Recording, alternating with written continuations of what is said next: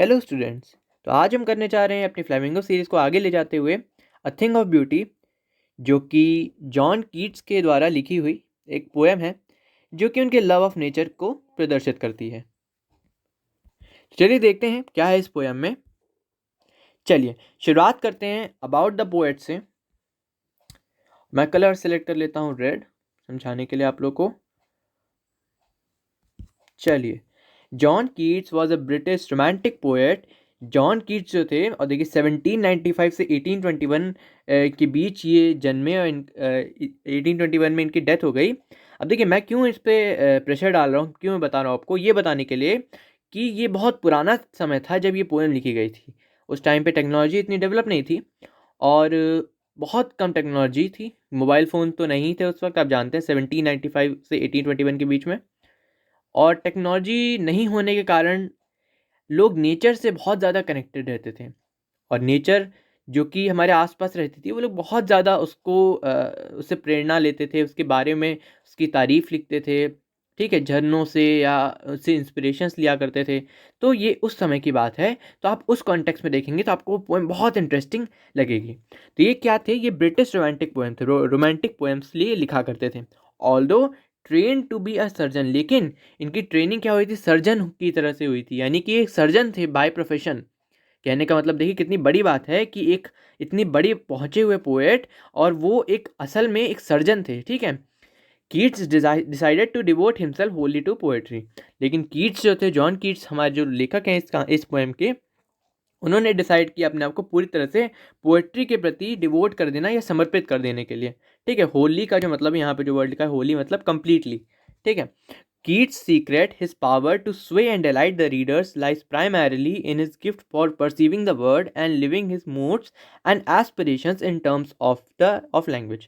तो कीट्स का जो सीक्रेट है, जो उनकी पावर है, टू स्वे यानी होता है कि रीडर्स को एक तरह से इन्फ्लुएंस कर देना, एंड डिलाइट द रीडर्स, खुश कर देना रीडर्स को, लाइज प्राइमरली, उसका कारण क्या है, in his gift for perceiving the word and living his mood and aspiration in terms of language. उनको जो गिफ्ट मिला हुआ है, गॉड गिवन जो एक गिफ्ट मिला हुआ है, कि वो अपनी मूड्स को, अपने एक्सप्रेशंस को बहुत अच्छे से एक्सप्रेस कर लेते हैं, बता देते हैं, और एस्पिरेशंस मतलब कि वो क्या कुछ चाहते हैं, जो जो कुछ भी रीडर को कन्वे करना चाहते हैं, बहुत ईजिली अपने लैंग्वेज से वो कन्वे कर देते हैं, ठीक है। ये तो बात होगी, चलिए जॉन कीट्स की। इसके बाद हम चलते हैं नेक्स्ट, जो थोड़ी सी इस पोएम से रिलेटेड बातें हैं उनको देख लेते हैं। देखिए ये इंपॉर्टेंट इसलिए क्योंकि इससे आपका एक बेसिक स्ट्रक्चर, बेसिक फ्रेमवर्क तैयार हो जाता है, आपको एक माइंडसेट हो जाता है कि किस तरह की पोएम होने वाली है। The following is an excerpt from the poem Endymion A poetic romance, ठीक है। तो ये जो है एक एक्सर्प्ट है, एक्सर्प्ट यानी कि उद्धरण या फिर अंश, एक पोएम है जिसका नाम है Endymion A poetic romance. The poem is based on a Greek legend, और ये पोएम जो है ये किस चीज़ पे आधारित है, एक ग्रीक लीजेंड पे आधारित है, इन विच एंडीमियन, जिसमें सेंट्रल कैरेक्टर होता है एंडीमियन, और एंडीमियन एक ब्यूटीफुल यंग शेफर्ड होता है, एक चरवाहा होता है जो कि यंग होता है, बहुत सुंदर होता है दिखने में, and poet who live on mount Latmos, और एक पोएट भी होता है, और वो रहता है कहाँ पे, माउंट लैटमॉस में रहता है, कोई माउंटेन है ये वहीं ग्रीस का, वहाँ पे ये रहता है।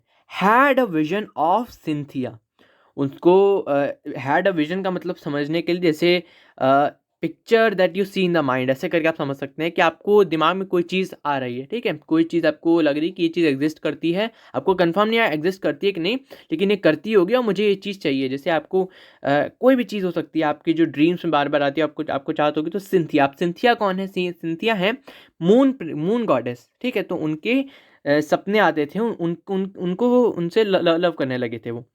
द एन्चेंटेड यूथ, और जबकि वो जानते भी नहीं थे कि कहाँ रहती हैं, क्या करती हैं, ठीक है, मुझे कब मिलेंगी, तो ये भी नहीं जानते थे, लेकिन बस एक एफेक्शन हो गया था। The enchanted youth resolve to seek her out and so wandered away through the forest and down in the sea. और जो ये जो यूथ था, यूथ कहा जा रहा है किसको, शेफर्ड को, जो कि हमारे एंडीमियन है, ये इनकी खोज करने के लिए कहाँ कहाँ गए, देखिए, to seek her out, wandered away through the forest के थ्रू गए, सी में गए, और अल्टीमेटली इनको एंड में, यहाँ पे लिखा तो नहीं है, मैं आपको बता दे रहा हूँ कि कहानी वो एंड में सिंथिया से मिल जाते हैं। चलिए ये तो था पोएम के बारे में, अब हम एक्चुअल पोएम पे आते हैं।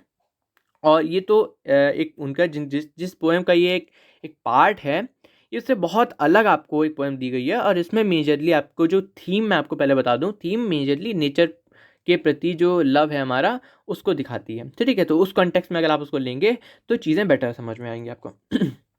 चलिए, बिफोर यू रीड देखते हैं, what pleasure does a beautiful thing gives us, are beautiful things worth treasuring. तो क्या प्लेजर हमें ब्यूटीफुल थिंग, कोई सुंदर सी चीज़ जो होती है वो हमें क्या क्या प्लेजर देती है। सुंदर सी चीज़ कुछ भी हो सकती है, आपकी बहुत सुंदर सी कोई घड़ी हो सकती है, आपकी कार हो सकती है, ठीक है, या आपको कोई हेयर स्टाइल पसंद है, वो भी आपको बहुत सुंदर लगती है, तो वो भी आपकी सुंदर ब्यूटीफुल थिंग हो सकती है। और आर ब्यूटीफुल थिंग्स वर्थ ट्रेजरिंग, क्या ब्यूटीफुल थिंग्स जमा करने योग्य होती हैं, अपने पास रखने के योग्य होती हैं। तो ये तो खैर पोएट हमसे सवाल कर रहे हैं। नेक्स्ट देखिए, a thing of beauty is a joy for ever. First line जो है, एक thing of beauty is a joy for ever, कहने का मतलब कोई भी beautiful cheese, a thing of beauty का मतलब कोई भी beautiful cheese is a joy for ever, मतलब वो एक हमेशा की खुशी देने वाली चीज़ होती है। उसको आप जब भी देखेंगे आपको खुशी होगी। मान लीजिए आपके पास कोई बहुत सुंदर सी कैप है, ठीक है, आप उसको जब भी देखेंगे, आप उसको जब भी बाहर लेकर के लगा करके निकलेंगे, आपको अंदर से बहुत कॉन्फिडेंस फील होगा, अंदर से बहुत अच्छा लगेगा कि अरे वाह, मैं तो वो वाली कैप पहनी है। बहुत अच्छी शर्ट हो सकती है, कोई कार हो सकती है, या फिर कोई पर्सन हो सकता है जिसके साथ आपको रह करके बहुत जॉय फील होता है, ठीक है, बहुत अच्छा लगता है, ठीक है। तो सब कुछ थिंग ऑफ ब्यूटी में आता है। आपको नेचर भी पसंद है तो वो भी थिंग ऑफ ब्यूटी में आता है। बट यहाँ पे जो देखिए, ध्यान दीजिएगा, यहाँ पे मैं बार बार इसलिए कह रहा हूँ आपसे कि पोएट का जो कहने का सेंस है, वहाँ पे यही फिट होता है कि वो नेचर के बारे में कह रहा है। तो आप उस सेंस में लीजिएगा चीज़ों को, ठीक है। चलिए, नेक्स्ट लाइन से आपको वो चीज़ें मैं क्यों कह रहा हूँ आपको समझ में आ जाएगा। इट्स लवलीनेस इंक्रीजेस, बस यही वो लाइन है जहाँ पे चीज़ें डिफरेंस क्रिएट कर देती हैं। देखिए कैसे है ऐसा, देखिए, लवलीनेस कोई चीज़ की इंक्रीज कर रही है। और नेक्स्ट लाइन और पढ़ लेते हैं, फिर मैं आपको समझाता हूँ। It will never pass into nothingness, ठीक है, वो कभी भी जीरो की तरफ नहीं जाएगी। उसकी ब्यूटीफुल जो है, आपकी कोई कैप है, या चलिए छोड़िए कैप, छोड़िए, एक BMW कार लीजिए, उसको जाकर के आप फॉरेस्ट में जाके खड़ा कर दीजिए। 100 साल के बाद जाके वहाँ पे वापस देखिए, आपको क्या दिखेगा? एक रस्टी पीस ऑफ आयरन दिखेगा। भले वो उसको कितना अच्छे भी कार से बनाया गया हो, वो ख़राब हो जाएगी 100 साल के बाद, वेदर कंडीशंस के साथ। इतनी सुंदर कार, इतनी मेहनत से बनाई हुई कार, सब कुछ तबाह हो जाएगी। कोई कैप है, आप उसको लगाते हैं या कुछ भी करते हैं, वो एक समय के बाद ख़राब हो जाएगी, वॉर्न आउट हो जाएगी। लेकिन यहाँ पे क्या कह रहा है, इट्स लवलीनेस इंक्रीजेज, उसका जो सुंदरता है, उसका जो प्यारापन है, वो बढ़ता जाता है। It will never pass into nothingness, वो कभी भी जीरो की तरफ नहीं जाएगी। ऐसा नहीं कि आपने उसको छोड़ दिया और वो खत्म हो गया, वो खराब हो गई चीज़, ऐसे नहीं होता। देखो, इसका क्या मीनिंग है, आप कोई फॉरेस्ट में गए, आपने कोई प्लांट लगा दिया वहाँ पे, ठीक है, वहाँ पे प्लांट लगाने के बाद आप 100 साल के बाद जाएंगे, आप देखेंगे बहुत बड़ा सा ट्री हो जाएगा, वो जाने कितने जानवरों को सपोर्ट कर रहा है, एक सुंदर सी छाया प्रोवाइड कर रहा है, ठीक है, इतना ऑक्सीजन वगैरह। आप जानते हैं साइंस के स्टूडेंट्स कि ऑक्सीजन वगैरह पेड़ हमको देते हैं, प्रोवाइड करते हैं, CO2 को कन्वर्ट करते हैं। तो वो कितना बेनिफिशियल हो जाता है एक समय के बाद, और वो कभी ख़त्म नहीं होगा। वो पेड़, बहुत लंबी उम्र होती है ये सब पेड़ों की, ठीक है। चलिए, नेक्स्ट लाइन देखते हैं पोएम की। But will keep a bower quiet for us, लेकिन हमारे लिए एक बावर, हमेशा एक शांत बावर हमारे लिए रखा रहेगा। बावर क्या होता है? बावर होता है एक शेडी प्लेस जो कि ट्रीज से मिलकर के बनी होती है, ठीक है। आपको कितना याद रखना है कि बावर मतलब एक shady place made of trees, due to trees, ऐसे करके कुछ कह सकते हैं, पेड़ों के कारण जो छाया हो जाती है। And a slip full of sweet dreams, एक ऐसी नींद प्रोवाइड करेगा, एक ऐसी नींद देगा जिसमें बहुत सुंदर सुंदर और प्यारे प्यारे मीठे मीठे सपने आते हैं, ठीक है। एंड हेल्थ, हमें हेल्थ प्रोवाइड करेगा, ऐसा कोई thing of beauty. And quite breathing, और बहुत शांति से, सुकून से हम लोग वहाँ पे सांस ले पाएंगे, ठीक है। तो इन 4 लाइनों में देखिए हमें बेनिफिट्स बताए गए हैं एक थिंग ऑफ ब्यूटी के। तो देखिए उसको हम लोग आगे देखते हैं। Benefits of thing of beauty, या बेनिफिट्स ऑफ नेचर भी जैसे आप कह सकते हैं। देखिए बेनिफिट्स क्या क्या हैं। प्रोवाइड क्वाइट बावर, हमें नेचर क्या करती है, बहुत सुंदर से शेडी प्लेसेस प्रोवाइड करती है। Gives sleep full of sweet dreams. Improves health, health improve करती है। Helps in quiet breathing, breath करने में हेल्प करती है, बहुत शांति से आराम लेने में। वैसे मेडिटेशन करना होता है तो बोला जाता है कि ऐसे पेड़ की छाया में जाके आप लोग करिए। आप लोग देखे होंगे कि महात्मा बुद्ध वगैरह, वो सब लोग पेड़ वगैरह के नीचे ही उनकी फ़ोटोज़ होती हैं बहुत सारी। तो ये सब बेनिफिट होते हैं। तो ये 4 लाइनों में हमें क्या बताया गया है, benefits of a thing of beauty या बेनिफिट्स ऑफ नेचर। नेक्स्ट देखिए, देयरफॉर ऑन एवरी मॉरो, इसीलिए हर मॉरो का क्या मतलब होता है? मॉरो का मतलब देखिए दो हो सकता है। देखिए मॉरो आप समझ सकते हैं कि एवरी नेक्स्ट डे कहा जा सकता है इसको, जैसे टुमारो हम लोग बोलते हैं ना, तो वही चीज़ है यहाँ मॉरो का मतलब एवरी नेक्स्ट डे, हर दूसरे दिन हम क्या करते हैं? We are wreathing a flowery band to bind us to the earth. हम लोग हर दिन क्या करते हैं? वी आर रेथिंग, रेथिंग मतलब होता है बनाना या बुनना, जिसे आप कह सकते हैं। ए फ्लावरी बैंड, एक गोल फूलों की माला, to bind us to the earth, हमें अर्थ से जोड़े रखने के लिए। आप देखिए किसी चीज़, किसी के साथ आपको जुड़ना है, तो आप उसको जो आपको हेल्प कर रहा है उसके आप जब तक थैंकफुल नहीं होंगे तो आप उससे नहीं जुड़ सकते हैं। तो वही चीज़, जब तक आप अर्थ के प्रति थैंकफुल नहीं होंगे तो आप उससे बाइंड नहीं हो सकते हैं। ठीक है, तो यहाँ पे बाइंड करने के लिए हम क्या करते हैं रोज़? और एक फूलों की माला बुनते हैं और उसको हम नेचर को डिवोट करते हैं। नहीं, नहीं सर, ऐसा तो नहीं होता, हम तो नहीं बुनते फूलों की माला। देखिए फिर यही गलत बात है। मैंने आपको बताया कि ये जो पोएम है ये है 17th सेंचुरी की, हम लोग जी रहे हैं 21st सेंचुरी में। ठीक है, तो ये पुराने समय की बात है। उस समय लोग जो थे वो नेचर की बहुत रिस्पेक्ट करते थे। पॉल्यूशन तो क्या ही था, आप जानते हैं उस समय की कोई फैक्ट्रीज ही नहीं हुआ करती थी, तो पॉल्यूशन तो बिल्कुल भी नहीं था। और लोग बहुत पूजा करते थे। आपको आप जानते होंगे कि हमारे रिलीजन में भी, ग्रीक माइथोलॉजी में भी विंड को, वाटर को, फायर को, इन सबको भगवान बोला जाता है। अग्नि देवता, जल देवता, ठीक है, पृथ्वी को माता बोला जाता है। तो हम लोग बहुत उनकी रिस्पेक्ट किया करते थे। उस समय की बात है, तो उस कॉन्टेक्स्ट में आपको समझ में आ जाएगा तुरंत कि अच्छा हाँ हाँ, उस समय लोग ऐसा करते होंगे कि वो लोग रोज़ फूलों की माला बुन करके देवताओं को, विंड को, सन को, मून को, इन सबको डिवोट करते होंगे। और नहीं, इसका देखिए एक तो ये मतलब है, एक तो ऑथर ये कहना चाह रहा है, सेकंड कहना चाह रहा है फिगरेटिव मतलब हम सभी किसी ना किसी तरह से एक नेचर को थैंक करते हैं, हम सबको सपोर्ट करने के लिए। तो एक फूलों की माला बुन करके उनको समर्पित करना यानी थैंकफुल होना, चाहे वो आप मन में भी थैंकफुल हो रहे हो। ठीक है, चलिए, आप कहीं जैसे खेलने जाते हैं, थक जाते हैं, तो आप पेड़ के नीचे जाते हैं। आप एक पल के लिए थैंकफुल होते हैं कि अरे वाह ये पेड़ है यहाँ पे, तो मैं यहाँ पे बहुत सुकून से अच्छी सांस ले सकता हूँ, बहुत छाया मिल गई धूप में मुझे, खेलते हुए थोड़ा रेस्ट मिल गया। तो वो सब आपको वो सब इसका मीनिंग आ जाता है। नेक्स्ट देखिए लाइन, स्पाइट ऑफ डिस्पोंडेंस। देखिए स्पाइट का मतलब होता है इन स्पाइट, यानी इसके बावजूद, ऑफ डिस्पोंडेंस। डिस्पोंडेंस का मतलब होता है सैडनेस या होपलेसनेस की स्थिति। ठीक है, दुख की स्थिति या होपलेसनेस वाली स्थिति को डिस्पोंडेंस कहा जाता है। तो इसके बावजूद किस कारण से आई? सैडनेस तो कहीं नहीं आई अभी तक, सैडनेस क्यों आई चलिए देखते हैं। Of the inhuman dearth of noble natures, किस कारण से आई? Of the inhuman dearth, dearth देखिए इनह्यूमन का मतलब होता है क्रूअल या हार्श। हार्श पकड़िए आप, कि यहाँ हार्श जो होता है वो सेट बैठता है फिर इनके लैंग्वेज में। डर्थ, डर्थ का मतलब होता है scarcity.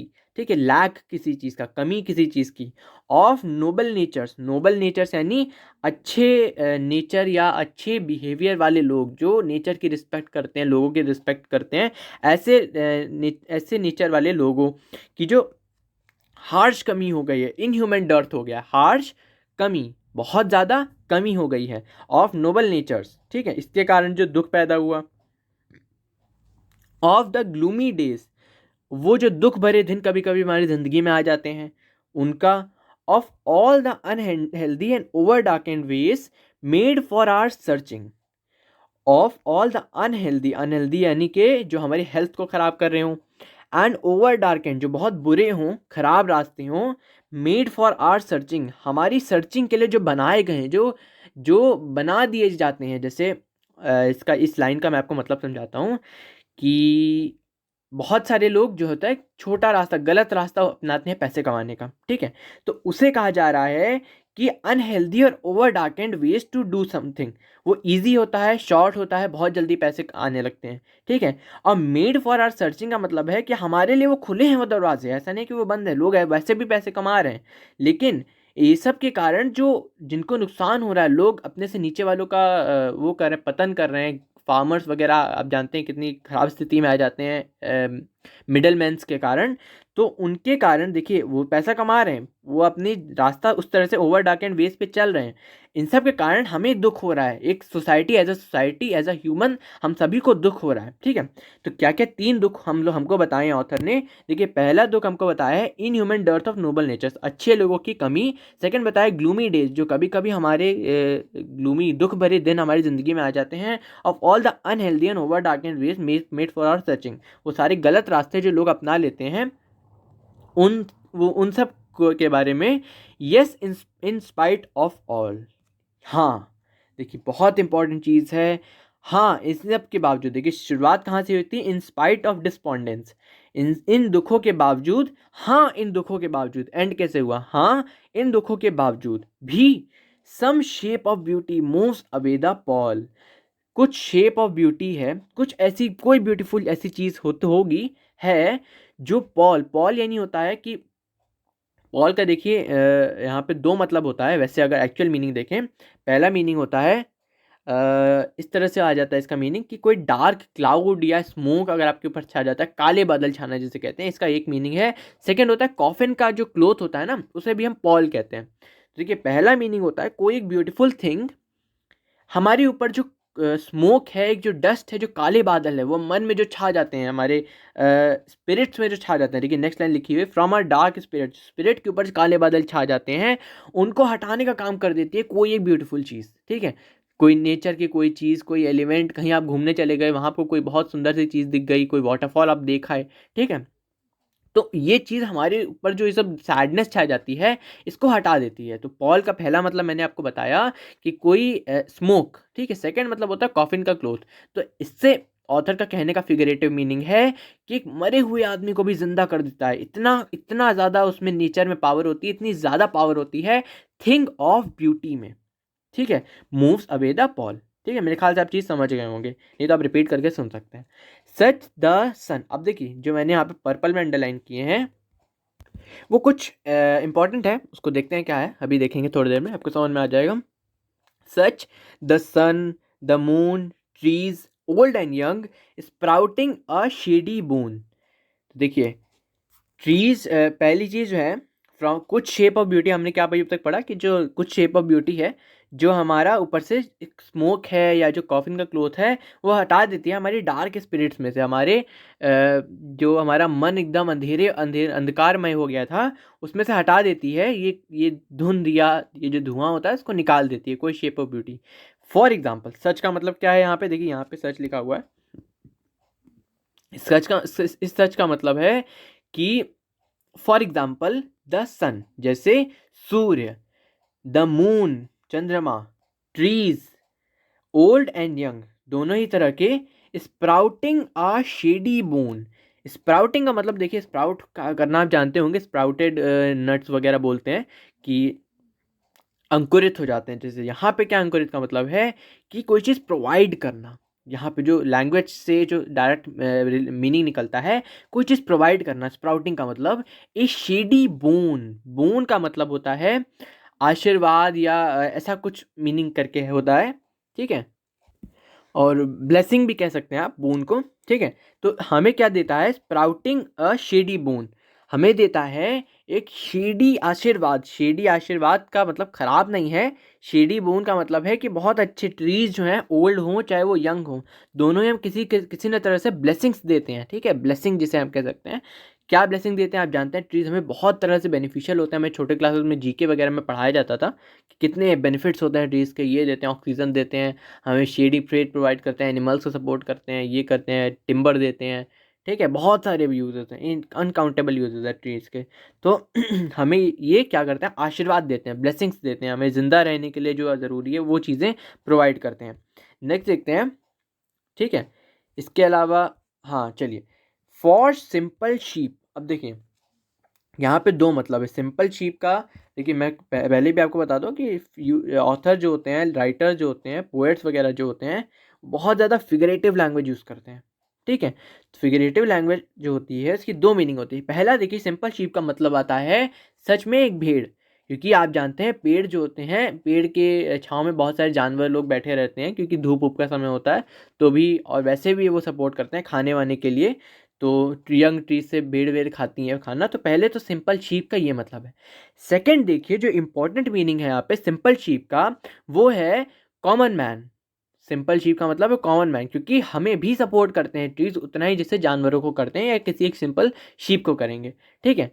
And such are daffodils, देखिए यहाँ पे इसका ये मतलब है, ये जो साइन लगा हुआ है इसका मतलब है कि कोई चीज़ एंड हुई, कोई नई बात शुरू कर रहे हैं। तो जितनी बार ये लगा हुआ है आप देखिएगा उतनी बार हमको कोई नई बात बताई जा रही होगी, ठीक है।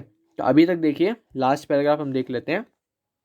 यहाँ से पैराग्राफ शुरू हुआ है, देखिए trees old and young moves away the pall pall from our dark spirits, देखिए यहाँ पे फुल स्टॉप आया है। इसके बाद एक नया सेंटेंस शुरू हुआ है, such the sun comma the moon trees old and young sprouting a shady boon. इसके बाद हम देखते हैं for simple sheep and such are daffodils. Daffodils क्या होते हैं? डैफोडिल्स एक येलो कलर के फ्लावर्स होते हैं, ठीक है। कैसे होते हैं? ऐसे कुछ होते हैं, ठीक है, आपको दिख रहा होगा स्क्रीन पे।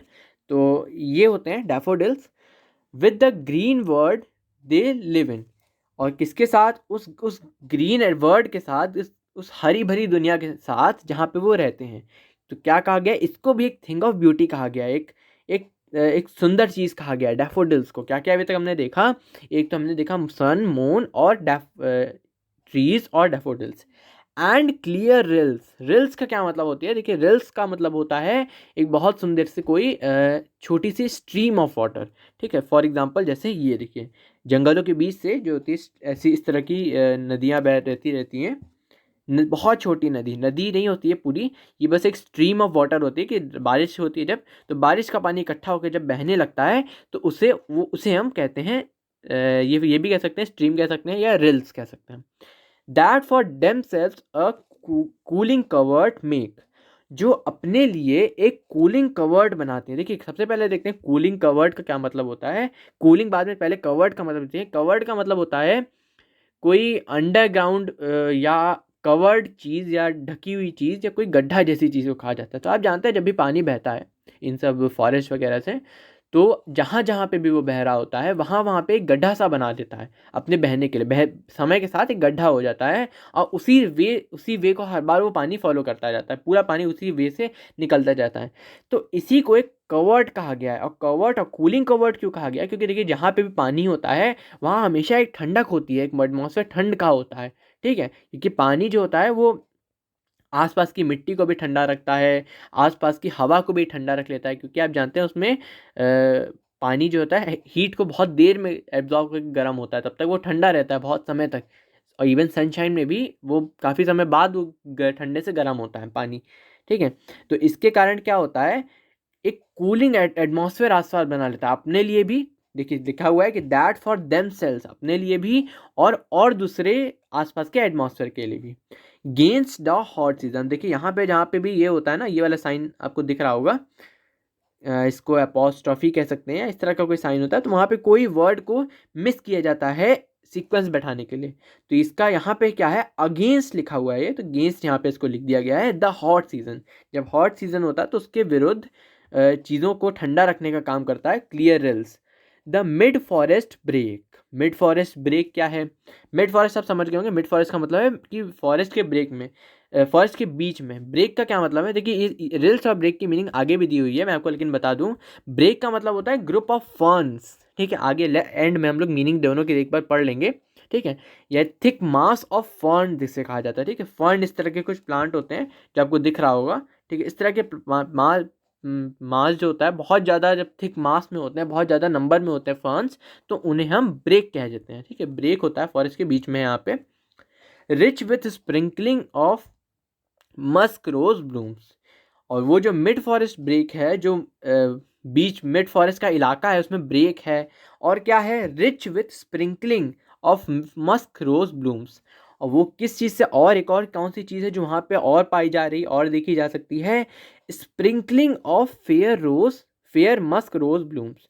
स्प्रिंकलिंग का मतलब देखिए स्प्रिंकल करना होता है, मतलब टिमटिमाना, या स्प्रिंकल का और इससे मीनिंग हो सकता है, टिमटिमाना तो नहीं होगा, लेकिन स्प्रिंकलिंग का मतलब कि वैसे तो पानी के केस में देखा जाए तो छिड़काव होता है, लेकिन यहाँ पे देखिए स्प्रिंकल का मतलब होता है कि पूरी तरह से फैला होना बहुत ज़्यादा।